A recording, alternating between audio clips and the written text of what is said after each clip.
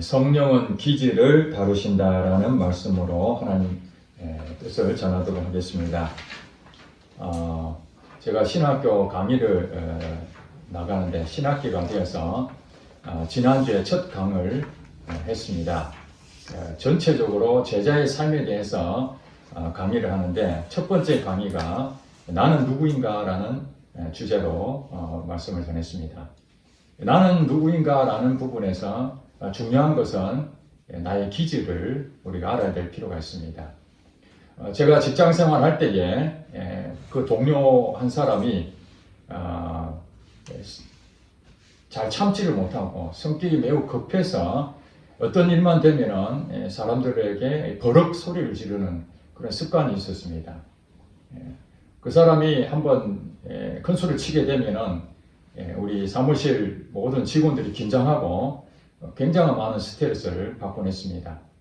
좀 자제하고 이렇게 절제했으면 좋겠다 그런 생각하는데 본인은 우리들에게 공개적으로 얘기합니다. 난 원래 성격이 이렇게 더러우니까 그렇게 알고 지내라고. 그러나 그가 그렇게 말을 했지만은 마음 한편은 그렇게 생각했을 것입니다. 이 급한 성격, 불같이 화를 내는 이 성격이 다른 사람들에게 좋지 않는 영향을 미치고 있다는 걸 본인도 알고 많이 고쳐보려고 애를 썼을 것입니다. 그럼에도 잘 안 되고 또 불쑥불쑥 튀어나오는 자기의 이런 모습 때문에 사람들에게는 감추려고 나는 원래 성격이 이래. 그러니 내게 더 이상 다른 말 하지 마 하고 물리쳤지만은 그의 마음은 그렇지 않았을 것으로 생각됩니다. 그렇습니다. 이 기질이라는 것은 타고난 우리의 성격, 성품이라고 말할 수 있습니다. 성격과 기질을 구분하기도 하지만은 성격의 한 부분으로 기질을 말하기도 합니다. 미국의 1944년도에 당시는 제2차 세계대전이 일어나고 있었을 때입니다. 그때에 남자들이 전쟁에 나가서 많이 죽었지 않습니까? 그래서 여자들이 일자리를 얻는 데 있어서 그 일자리를 어떻게 하면은 더 적성에 맞도록 배치를 할 것인가 하는 이유로 이렇게 사람들이 가지고 있는 성격을 검사하는 그런 일을 하게 됐습니다. 자기 어머니하고 같이 조사를 했는데 16가지 유형을 가지고 만들었습니다. 그것이 오늘날 우리에게도 우리 MZ세대 같은 경우는 많이 해봤을 것입니다. 성격 유형 검사라고 MBTI라는 검사를 그때 시작을 해서 오늘날도 많이 일어나고 있습니다. 물론 그 부분이 100% 정확하다 이렇게 말할 수는 없습니다. 우리가 그것을 100%도 신뢰해서도 안 될 것입니다. 그러나 실질적으로 우리가 살아가면서 이런 우리의 사람들 간에 다양한 성격이 있다는 것을 우리는 이해를 해야 할 필요가 있습니다. 하나님께서는 우리에게 태어날 때부터 타고난 이 성격을 주셨습니다. 어떤 사람은 주관이 뚜렷한 그런 성격을 가진 사람이 있고 어떤 사람은 남의 말을 잘 듣는 그런 성격을 가지고 있는 사람이 있습니다. 또 한 번 했다 그러면 끝까지 밀고 가는 사람이 있고 또 어떤 사람들은 잘 품는 사람도 있습니다. 이런 다양한 이런 기질들이 있는데 이 기질이 좋고 나쁨에 그 상관이 없습니다. 우리가 돈 하면은 돈이 좋은 것이냐 나쁜 것이냐 그 가치 기준을 정할 수가 없지. 그 돈이 잘못 사용됐을 때 옳지 못한 돈이고 좋은 일에 사용했을 때 이렇게 선하게 쓰이는 것이죠. 우리 기질도 마찬가지입니다. 어떤 기질이 좋은 기질인가, 어떤 성격이 좋은 성격인가, 그것은 우리가 판단할 수가 없습니다. 하나님이 우리에게 주어진 것입니다. 여러분들이 선택한 것이 아니에요. 태어나서 보니까 나의 성품은 이렇구나. 그런 것을 여러분 느낄 것입니다. 저희 어머니는 매우 꼼꼼합니다. 아주 계산적이고 계획적입니다. 저는 그걸 닮았어요. 그렇다고 해서 우리 형제들 다 똑같이 우리 어머니 같은 성품을 가지지 않습니다. 그러니까 우리가 신체적으로도 부모에 의해서 물려받기도 하지만 우리의 성격도 물려받는 것입니다. 그러니 우리가 선택할 수 없는 것이죠. 하나님께서는 우리 기질들을 주셨습니다. 다양한 부분들이 있다는 것입니다. 그래서 우리는 그 다양성을 존중할 필요가 있는 것이죠. 근데 문제가 하나 있습니다. 그 다양한 기질, 타고난 이 성격이 내 개인적으로 어떻게 일상을 살아갈 때는 아무 문제가 없습니다.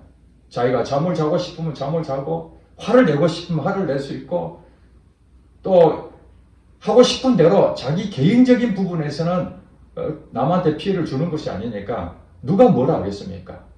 아침에 늦게 일어나도 아무 상관이 없습니다. 그러나 자기의 이 타고난 성격, 이 기질이 한 공동체에 소속이 되어 있을 때에 타인과의 관계에서 나의 기질이 문제를 일으킬 수 있는 여지가 있다는 것입니다. 그렇기 때문에 우리는 내 자신이 교회를 안 다니는 사람들뿐만 아니라 교회 다니는 사람들조차도 이 나의 기질로 인해서 교회 공동체 큰 문제를 일으킬 수가 있습니다. 그 다음에 가정에 여러분 그 기질 때문에 서로 성향이 안 맞아서 소통이 안 되니까 싸우게 되잖아요. 똑같은 형제, 부모 같이 살고 있지만은 그들이 다 마음이 하나가 됐습니까? 한 핏줄이라고 하나가 됩니까? 아니잖아요. 자식과 부모의 생각도 다르고 또 형제들 간에 또 생각이 다르잖아요.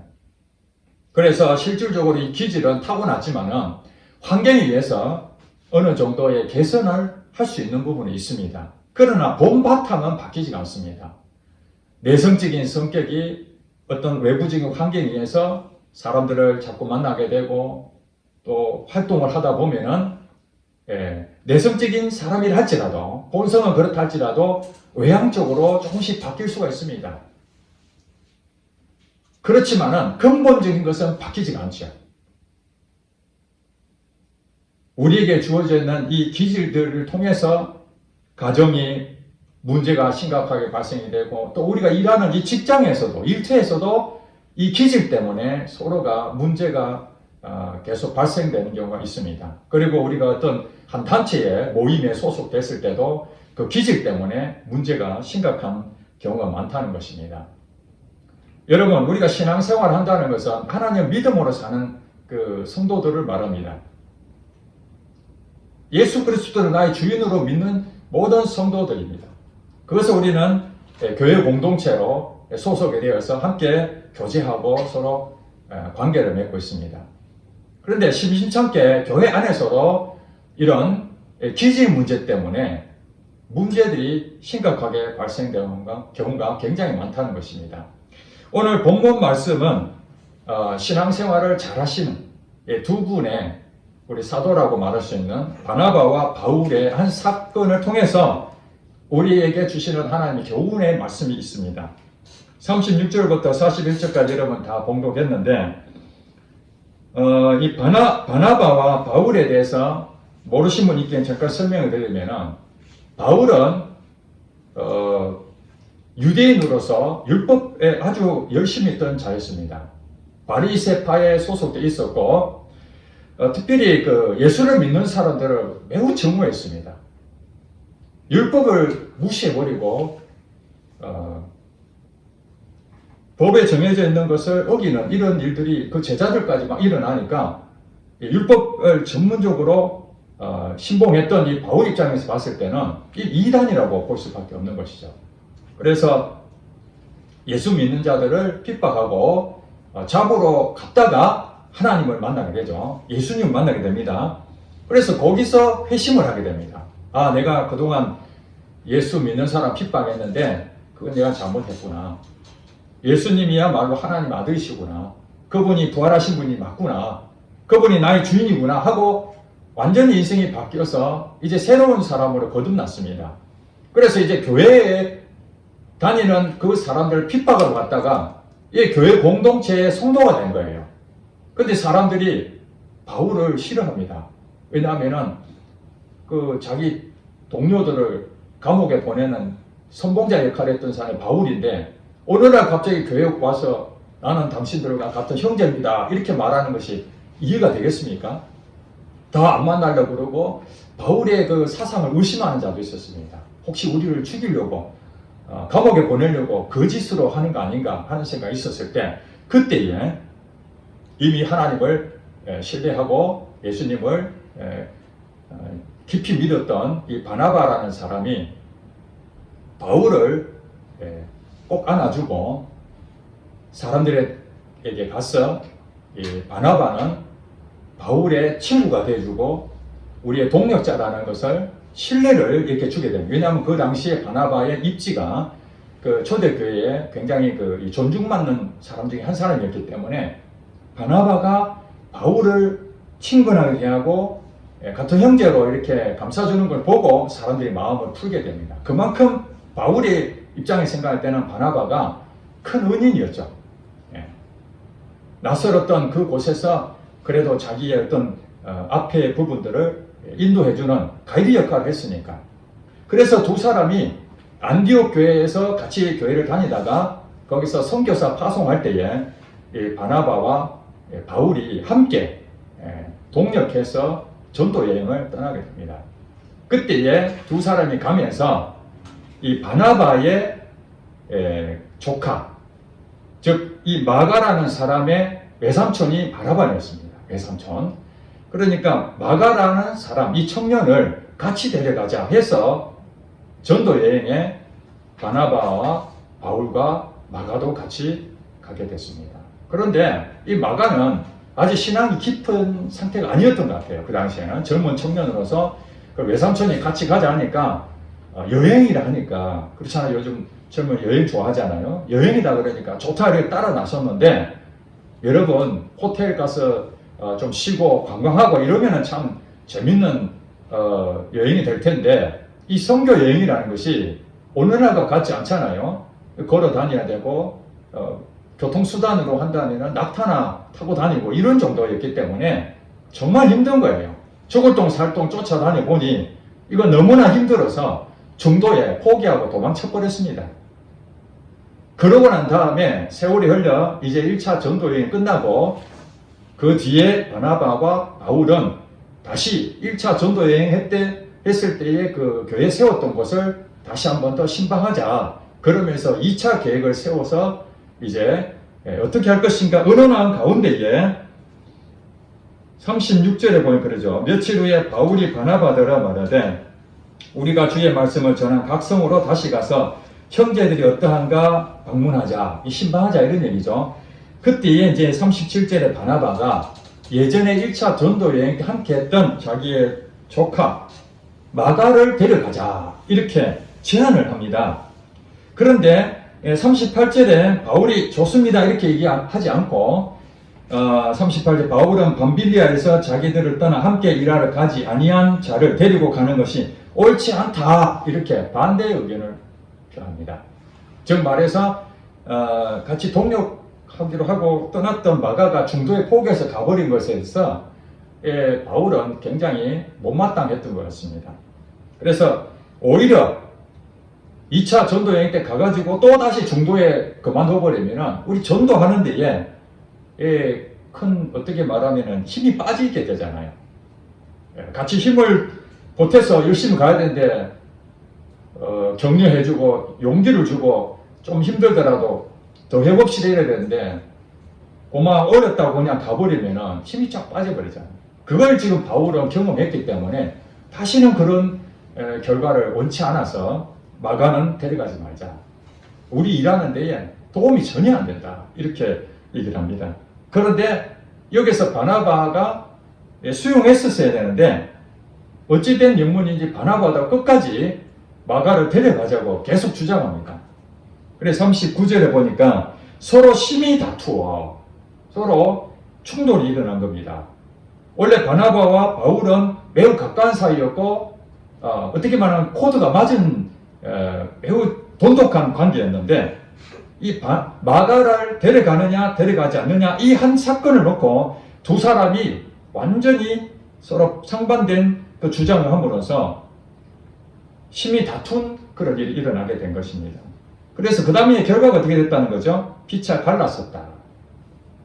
바나바는 마가를 데리고 다른 곳으로 갔고 또 바울은 다른 사람 실라라고 하는 실라를 데리고 전도 여행을 가게 됩니다. 이때부터 바울과 바나바가 함께 동력했던 것이 딱 쪼개져서 두 패로 나눠가지고 복음을 전하게 됩니다. 물론 하나님의 편에 봤을 때는 둘이 같이 가서 전도하는 거나 또 갈라져서 양쪽 다 더 전도하는 거나 전도하는 것은 똑같은 입장이 될 것입니다.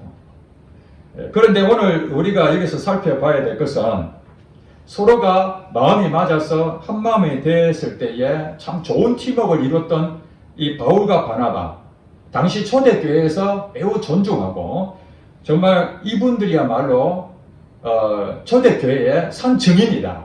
예수 그리스도를 정말 복음에 제대로 전하는 그 두 사람 중에 이 두 사람이 반드시 들어가는 그런 인물이었는데도 불구하고 힘이 다투게 된 이유가 무엇이 있을까?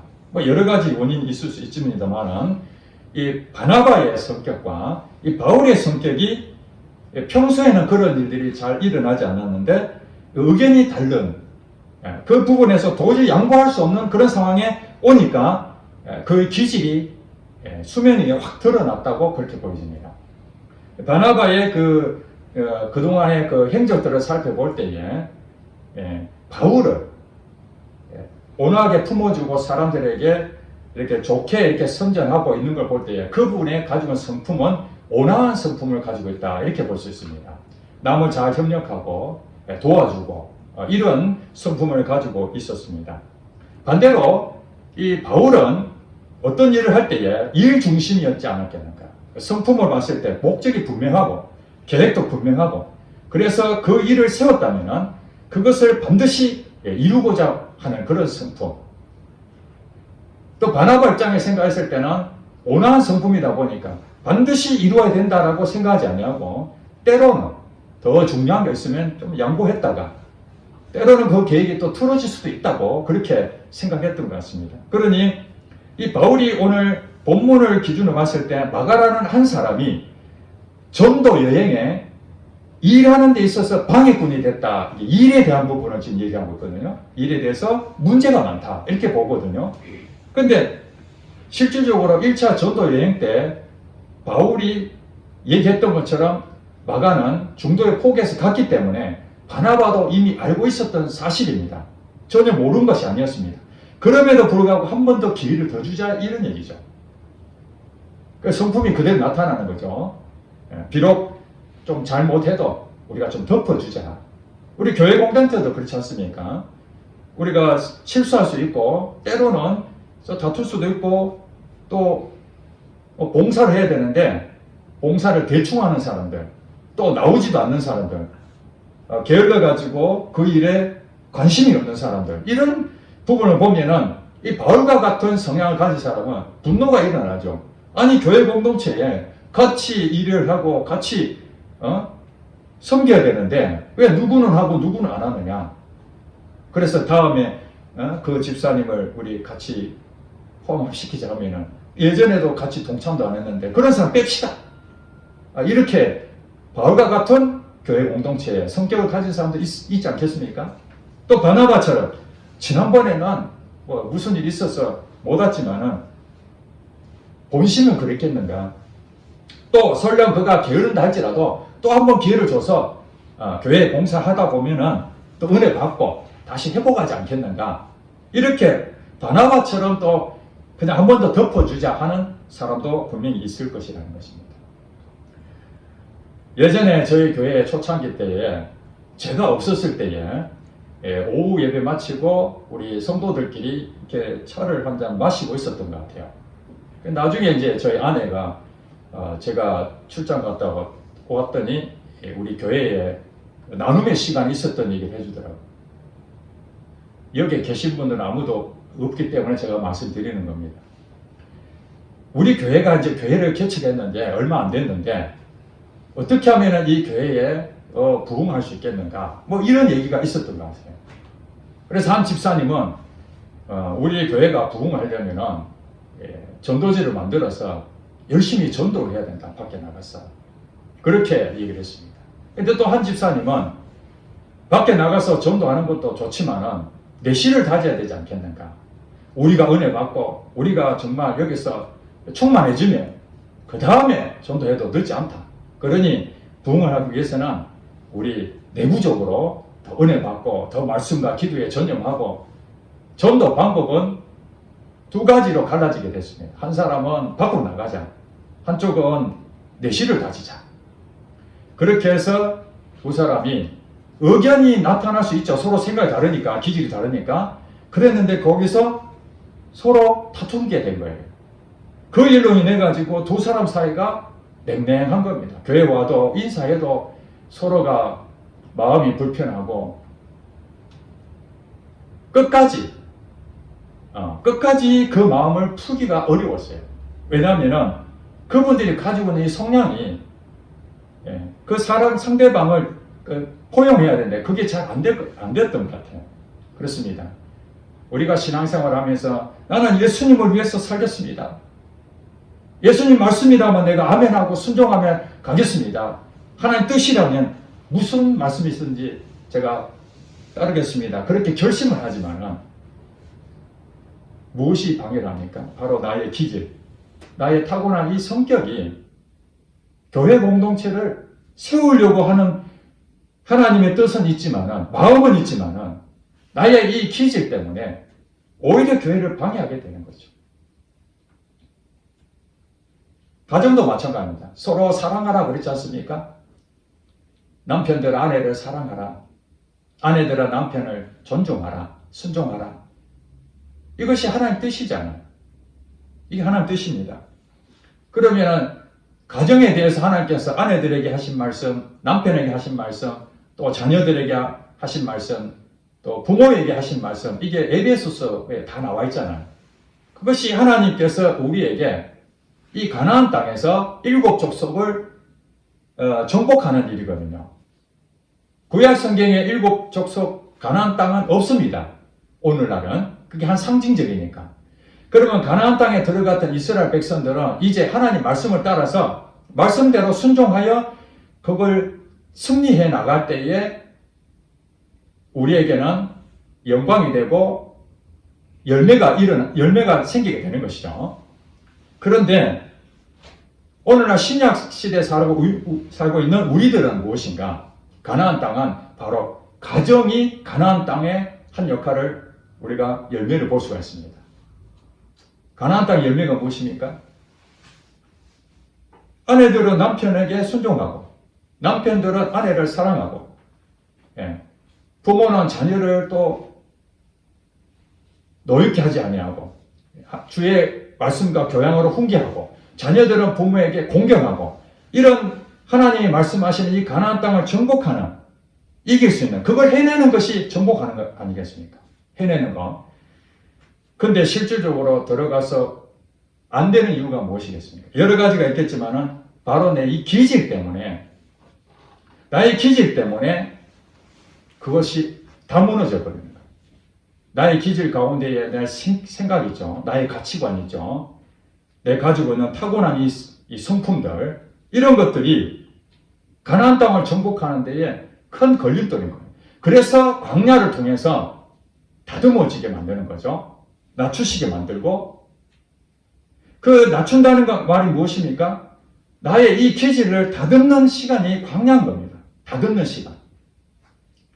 그래서 어느 장로님이 제가 한 것이 아닙니다. 어느 목사님이 예화로 한 것을 제가 봤는데 한 장로님이 매사에 꼼꼼하고 이거 따지기를 잘하는 그 장로님이 있습니다. 근데 그분은 주일날 한 번도 범한 적도 없고 새벽 기도를 한 번도 빠진 적도 없고 모든 예배는 다 참여하신 외적으로 보면은 아주 완벽한 신앙생활을 하신 분입니다. 교회에서도 매우 저 장로님은 대단하신 분이다 할 정도로 신앙생활에 본을 보일 수 있는 그런 여건을 다 갖추신 분입니다. 그런데 그분이 가지고 있는 이 기질, 타고난 기질이 매사에 꼼꼼하고 따지기를 좋아하다 보니까 교회에 어떤 일을 할 때마다 꼼꼼하게 그것을 분석하고 그것에 대해서 마음에 들지 않으면 늘 따지게 됩니다. 어느 부서에 가서도 이걸 이렇게 하면 안 된다. 이렇게 해야 된다. 목사님 이거는 이렇게 해야 됩니다. 계속 따지게 되는 거예요. 그분은 기도도 많이 하시고 또 신앙생활도 우리가 볼 때에 정말 그 완전하게 그렇게 하는 모습은 갖췄지만은 그가 가지고 있는 이 기질은 지금 어떻다는 것입니까? 바뀐 게 없는 것이죠. 제가 거기서 깨달은 것이 있었습니다. 기도를 많이 하는 것 매우 중요합니다. 저도 정말 기도 많이 하고 싶습니다. 기도에 정말 깊은 자리에 나가고 정말 하나님을 더 깊이 만나고 싶습니다. 그런데 기도를 많이 하는 사람 가운데에 한 부류는 교만한 마음이 있는 사람이 있고 또 한 부류는 겸손한 마음을 가진 사람이 있다라는 사실을 제가 보게 됩니다. 기도를 많이 하면은 당연히 겸손해져야 되는 것이 맞지 않겠는가 하는 게 제 생각입니다. 그런데 기도를 굉장히 많이 합니다. 방언도 유창하게 하고 하루에 몇 시간씩 하고 그러는데도 불구하고 그에 가지고 있는 이 성격은 하나도 변하지 않아요. 사람들하고 관계가 계속 나빠지고 싸우고 절제도 못하고 그런 모습들이 계속 보여질 때에 예수를 믿지 않는 사람들이 그 사람을 보고 뭐라고 하겠습니까? 하나님이 살아계신다고 믿을 수 있겠습니까? 우리가 기도를 한다는 것이 무엇입니까? 기도를 하게 되면은 주님하고 교제하는 거잖아요. 주님과 교제. 주님과 교제하게 되면은 주님이 내게 제일 먼저 하시는 작업이 무엇이냐면은 나 자신을 보게 만듭니다. 기도를 해보신 분들은 알 겁니다. 기도하면은 나 자신을 보게 만듭니다. 나의 허물이 무엇인지, 내가 다른 사람한테 어떻게 잘못한 것인지 이런 것들이 내 안에서 조명을 해줍니다. 말씀을 통해서. 그러면은 그걸 딱 아는 순간 회개하게 되죠. 주님, 저의 이 연약하고 부족한 이 기질 때문에 이 성격 때문에 사람들에게 주님의 말씀대로 살지 못했습니다. 그러면서 애통해하며 눈물을 흘리게 됩니다. 그럴 때에 주님께서 다시 이렇게 세워주시고 용서해 주시고 회복시켜 주십니다. 그런 상황에서 기도하고 나면 마음이 평안함이 오죠. 그럼에도 불구하고 또 현장에서는 편안한 것이 아니고 늘 어려움이 찾아오잖아요. 또 성격적으로 나의 그 잘못된 그런 반복해서 실수했던 그런 것들의 상황들이 똑같이 또 현상이 나타날 때가 옵니다. 그죠? 시간이 지나다 보면은 그때에 그 전에는 그냥 불쑥 튀어나왔던 것이 그동안 기도하고 하나님의 내 마음에 위로해주고 그런 상황에서 또 똑같은 상황이 될 때에 그때는 어떤 마음이 듭니까? 아, 예전에 내가 이런 잘못된 것 때문에 피해를 줬는데 이래서는 안 되지. 그리고 내 마음속에 인식이 되니까 참으려고 합니다. 이해가 되시죠? 참으려고 합니다.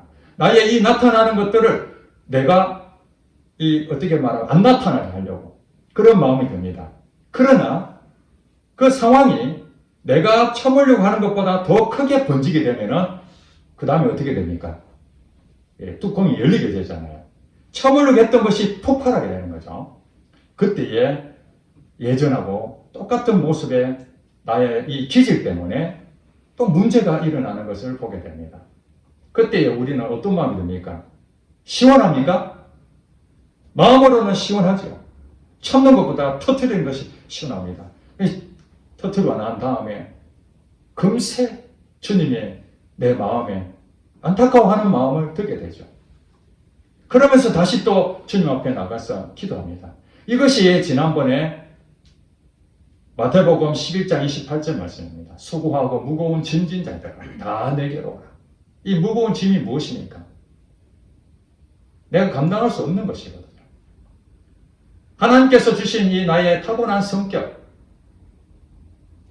제가 주변 사람도 물어봤더니 그분들이 대부분 자기 타고난 이 성격을 좋아하는 사람은 별로 없어요. 심지어는 참 당신 착하다. 당신은 참 온순하다. 이렇게 성품이 온화하다고 그렇게 칭찬을 받는 사람조차도 그것을 좋게 생각하지 아니하고 자기의 고치지 못하는 연약한 그 기질, 그것 때문에 힘들어 하더라고요. 우리가 볼 때는, 야, 저 사람 온유하니까, 온화하니까, 나 저 성격 닮고 싶어. 이런 때도 불구하고 그 사람은 남이 가지지 못한 그것을 자기는 가졌는데, 반대로 그것을 좋게 생각하지 않냐고, 남이 부러운 거예요. 좀 나도 과감하게, 분명하게 내 의사를 좀 표현하고, 아니면 아니다. 맞으면 맞다. 이렇게 해야 되는데, 말도 못하고, 착하다 하니까, 그냥 입으로 삼키고, 눌러앉고, 이것이 나중에 화병이 생기고, 이 상처가 됐다는 것을 나중에 이제 알게 된 거예요. 항상 어렸을 때부터 너는 착하다, 착하다 하니까, 화를 내면 안 되잖아요. 그러니까 화를 내야 될 상황인데도 불구하고, 덮어두고 하다가, 그게 안에 병이 생긴 거죠. 이런 일들이 신앙생활 하다 보면은 나타나게 됩니다. 그러므로 주님 앞에 설 때에 나타나지 않아야 될 이 문제들이 자꾸 생길 때마다 우리는 어떻게 생각합니까? 수고하고 무거운 짐으로 여겨질 때마다 주님 앞에 나오라는 거예요. 하나님, 여기까지 내가 참을 수 있었는데 이 이상은 내가 또 참지를 못하게 됐습니다. 주님 용서해 주시옵소서. 그러면 주님께서 또 그 사람에게 날마다 나의 죄를 고백하는 자에게, 그것을 자백하는 자에게 다 흰눈같이 깨끗하게 해주신다고 요한일서에 나온 것처럼, 나의 이 연약한 기질 때문에 남에게 피해준 그 사실을 가지고 본인이 안타까워하면서 나올 때에 주님의 마음을 우리에게 주신다는 겁니다. 그것이 무엇입니까? 온유하고 겸손한 마음. 예수님 말씀했잖아요. 수고하고 무거운 짐진 자들아 다 내게로 오라. 내가 너희를 편히 쉬게 하리라. 나는 마음이 온유하고 겸손하니 내게로 와서 배우라. 예수님은 마음을 여러분에게 주신다는 거예요. 여러분 마음은 무엇입니까? 여러분 마음은 완전하지 못하고 늘 넘어지기 쉽고 연약하고 내 기질 하나 바꾸지 못해가지고 아파하는 우리에게 예수님을 나의 주인으로 모시고 신뢰하고, 예수님 도와주세요. 내 기질 바꿀 수가 없습니다. 그때에 예수님께서는 우리 안에서 여러분들이 구하는 그 기도대로 응답하시는 거예요. 어떻게 나타납니까? 온유와 겸손한 마음으로 주시는 거예요. 그러니까 우리가 기도하는 이유가 그것입니다. 기도하는 내용은 여러 가지 있지만은 가장 중심이 뭡니까? 주님과 친밀한 관계를 나누다 보면은 내 자신을 계속 발견하게 되고, 그러면서 예전에는 예수님은 기도하지 않을 때는 내가 누군지도 잘 모릅니다. 깊이 들여다보지 않으니까 두리뭉실하게 넘어가 버립니다. 남들이 나한테 맞춰주는 것도 모릅니다. 내가 성격이 좋아서 사람하고 관계가 좋은 줄 아는데 아닙니다. 사람들이 그 사람의 성격을 알고 미리 피하고 참아주고 이러니까 분쟁이 안 생기는데, 정말 자기하고 똑같은 성격 가진 사람 부딪혀 보세요. 오늘 바울과 바나바처럼 우리가 볼 때 신앙생활을 아주 유대한 전도자요, 선지자 역할을 하는 이 사람, 사도라고 불렀던 이 초대교회의 지도자였던 사람조차도 자기의 기질이 부딪히는 역할이 딱 나타나니까 서로 심히 다투는 일이 되고 결국에는 피차 칼라스가 되죠. 나중에 이 바울은 디모데 전서 4장에 보면은 이런 얘기가 나옵니다. 자기의 제자였던 이 디모데에게 부탁의 말을 합니다. 너가 내게 올 때에 마가를 데리고 오라. 이런 말씀을 합니다. 이해가 안 되죠? 지금 마가를 같이 가는 것을 좋아하지 않아서 갈라섰는데, 나중에 나이가 들어서 이제 어느 정도 시간이 지나고 난 다음에 바울은 마가를 그리워합니다. 그래서 설명하기를 그 마가는 내게 매우 유익한 자다. 데려오라. 그러니까 마가가 청년 때는 믿음이 별로 없어서 자기 성질대로 그렇게 살았다면은 이 마가가 은혜 받고 바나바와 같이 다니면서 충만해지고 하나님의 영적인 것을 도전을 받았겠죠. 그래서 이 마가복음을 쓴 사람이 마가입니다. 중도에 도망쳤던 이렇게 형편없던 그 사람이 나중에 은혜 받아서 마가복음을 쓴 성경 저자가 된 거예요. 그리고 사도행전 2장에 보면은 마가다락방 있죠. 마가다락방. 오순절날 120명이 기도했던 그곳이 바로 마가다락방 그 마가입니다. 부자였어요. 부자. 다락방이 엄청 클 정도로.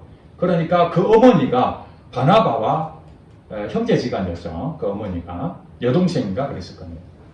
그러니까 그 집이 매우 부자였고 신앙생활도 아주 잘했던 집안이었는데 이 마가는 중도에 사실은 어떻게 말하면은 젊었으니까 자기가 원하는 대로 살다가 하나님 은혜 받고 이제 복음을 제대로 전하는 그 소식을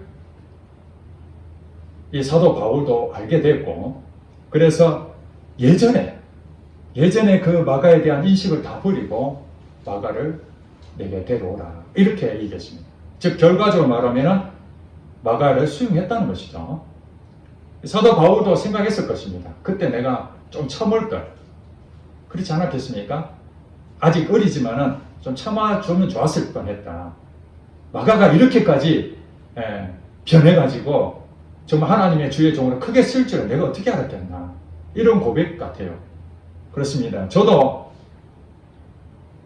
자존심도 강하고 사람들이 저를 뒤에서 흉보고 그러면 잠도 못 자고 성격이 매우 꼼꼼하고 계획적이고 그래서 어느 계획을 딱 세우고 일을 해야 마음이 딱 안정이 되는 그런 스타일인데 하나님께서 제게 그런 모습으로는 이 교회를 섬길 수가 없다는 거예요. 이 성도들이 수많은 성격이 다른 환경에 되어 있는 사람들 오는데 내가 가지고 있는 이 성격 가지고는 안 부딪힐 사람이 없는 거예요. 이 사람하고도 또 부딪힐 수 있고 저 사람하고도 부딪힐 수 있고 내가 아무리 주님을 위해서 교회에 잘 섬기고 성도들을 주님 마음으로 섬기겠습니다. 그렇게 결심을 해도 이 기질이 죽지 않으면 내 기질이 살아있다면 교회 공동체를 깨뜨리는 것이 바로 저 자신이더라고요. 그래서 하나님께서는 어려운 가운데에 기도하게 만들고 기도하니까 내 자신을 자꾸 보게 만들어요. 너가 그러면 안 된다. 인내하라. 참아라. 저도 수없이 넘어졌습니다. 똑같은 일이 생기면 참아야지 하고 갔는데 또 넘어지는 거예요. 그때마다 내 자신이 뭡니까? 나는 안 되는구나. 나는 안 되는구나. 하나님께서는 왜 저에게 그렇게 했습니까? 안 되는 것을 철저하게 경험하라는 거예요. 나의 기질로 내 스스로 그걸 바꿔보려고 노력한다고 되는 것이 아니라 그것을 하나님한테 맡겨라는 거예요. 너의 기질을 바뀔 수 없다. 조금 개선할 수 있지만 완전히 바꿀 수가 없어. 그러나 너가 가지고 있는 원래 태생적인 그 기질을 끝까지 고집해 나가가지고는 하나님의 의를 이룰 수가 없어. 교회 공동체를 깨뜨릴 수밖에 없다. 가정을 화목하게 할 수가 없다. 일터를 하나님 나라로 바꿀 수가 없다. 그럼 어떻게 하면 좋죠? 너가 바뀌어야 된다. 너가 바뀌어야 된다. 나는 힘이 없는데요. 나를 믿어라. 내가 너의 주인이 되어 온유한 마음, 겸손한 마음을 줄 것이야. 그래서 하나님 앞에 엎드리고 넘어지면 또 하나님 앞으로 가고 넘어지면 또 하나님 앞으로 가고 그러면서 교회가 세워지고 이렇게 왔는데 제가 지금까지 우리 성도들하고 크게 부딪힌 적이 없어요. 그러나 예전에 내가 이런 기질을 다루어지지 않았다면 벌써 막 큰 소리 나고 제 성격이 안 맞으면 다투기도 하고 그랬을 겁니다. 부족하지만은 주님을 믿고 한 걸음 한 걸음 나가고 있습니다. 성도 여러분 신앙생활 잘하는 데 있어서 다른 것이 아닙니다. 바로 내 자신이 주님의 것을 드러내지 못하고 세상 사람들에게 욕을 얻어먹는 것이 교회를 다니는 것이 중요한 것이 아니라 내 자신이 교회를 다닌다는 그 한 가지 사실뿐만 아니라 믿음이 좋다는 것은 나의 인품도 바뀌어가는 겁니다. 그것은 내가 노력해서 바뀌어가는 것이 아니라 성령님이 나를 딱 지배할 때 내가 안 나타나게 되는 것이죠. 믿습니까? 내가 안 나타나는 거예요. 죽을 때까지 안 나타나길 바라는 겁니다. 성령님이 나를 역사 안 하면 나는 언제든 이 꼬리를 틀고 내 모습이 딱 태어납니다. 나 자존심이 나타납니다. 누가 나를 뭐 억울한 일 하면 막 분노합니다. 원래 나는 그런 사람이에요. 여러분도 마찬가지입니다. 그것을 아무리 안 하려고 애를 쓴다고 안 되는 것이 아닙니다. 그러나 오직 하나님 내게 인도하셔서 성령님으로 나를 덮으소서. 성령님 임하셔서 나의 이 더러운 것들, 나의 이 허물들, 나의 잘못된 기질, 이 기질 때문에 힘들어하는 이런 것들을 주님이 해결해 주셔야 될 뿐입니다. 주님 온유한 마음, 주님 겸손한 마음을 내게 주시옵소서. 그래서 성경에 보니까 한마음 한뜻이 되어 서로 교회 공동체를 세웠던 초대교회가 한마음 한뜻이 어떻게 됩니까? 기질이 서로 다른데 한마음 한뜻이 안 됩니다. 각각의 성령님과 동행하고 성령님과 함께 계속해서 이 기질을 다듬어져 갈 때에 서로 다듬어졌을 때에 한마음 한뜻이 되는 것입니다. 그러지 않고 어떤 사람은 기질이 다듬어지고 있는데 나는 기질 전혀 안 다듬어지고 내 마음대로 하면은 그 교회는 계속해서 언젠가는 그 다듬어지지 않는 그 사람을 통해서 어려움이 크게 온다는 사실입니다. 그러니 저와 우리 성도 여러분들은 내가 누구인지를 다시 한번 생각해보고 신앙생활의 가장 큰 이 방해물은 바로 나 자신이다.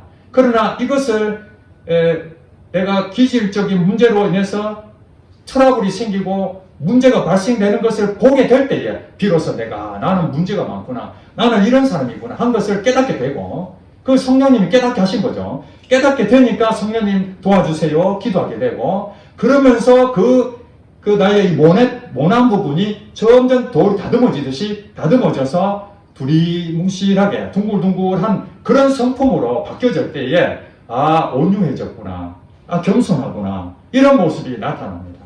이것이 바로 가나안 땅을 정복하는 여러분이 되시는 것이고 이게 열매고 이것이 하나님께 영광이 될 줄로 믿습니다.